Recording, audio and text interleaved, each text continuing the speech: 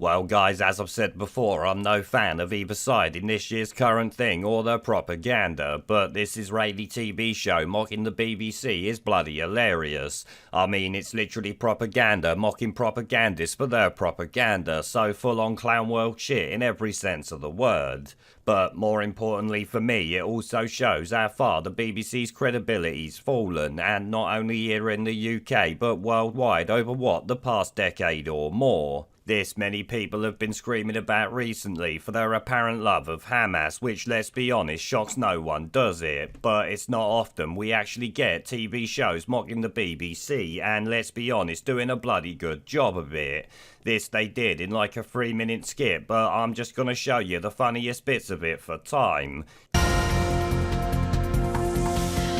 Good evening from London. Here are some news from the war in Gaza. Israel has bombed a hospital, killing hundreds of innocent people. More. Much better. With more details, our Middle East correspondent, Harry Whitegilt. Good evening, Rachel, from the illegal colony of Tel Aviv. Israeli officials has denied bombing the hospital, but we have video footage showing what really happened indeed.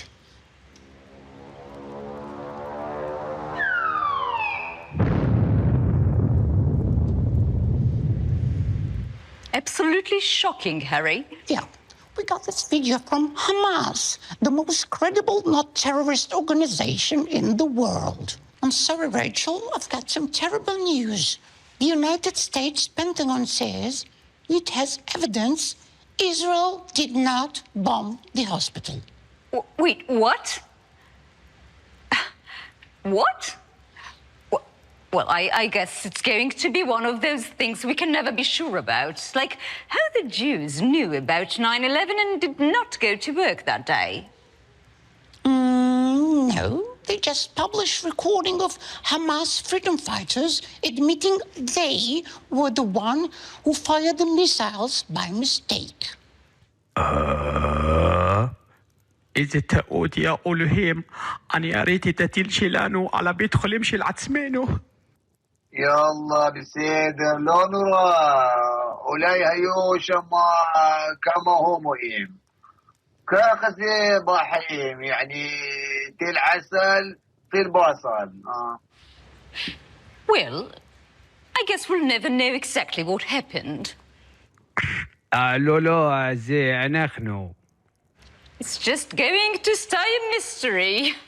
شو ميستري يا مجنونين زي نحن لقمر يا نحن.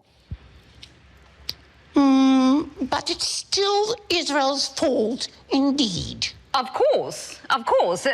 Because the Israeli blockade prevented Hamas from getting proper functioning missiles, and this is why tragic accidents like these happens indeed. Thank you so much, Harry. Good night, everyone. And remember, Israel is ISIS. Yeah, the Gary Lineker piss take really tops it off for me because the likeness is uncanny, and they even called him Harry Whitegilt to mug him off that little bit more. It's a shame they didn't have him claiming he was racially abused at school, the utter fuck pig. Because I was like, this tiny geeky kid with darkish skin, and it was pretty much racist abuse. Although I'm as English as they come. Yeah, all the time. Obviously, though, the fact a foreign TV programme did this shows the BBC are literally becoming the laughingstock of the world, so I think I might have to grab some popcorn and watch them bury themselves in their own bullshit, because they can't stop it now, can they? I mean, following the £100 million diversity drive, 30% of the Beeb is probably Muslim at this point, so they've got no choice but to be pro-Palestine, have they? It's a bit like the Labour Party, who, as many might know, are currently suffering infighting for the exact same reason. I like it!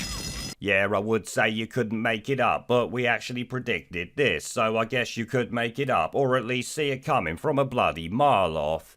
Anyway, I think that's enough of laughing at propaganda, mocking the propaganda merchants, so for now I'll love you and leave you with the channel's resident plastic Pons. Pandemic.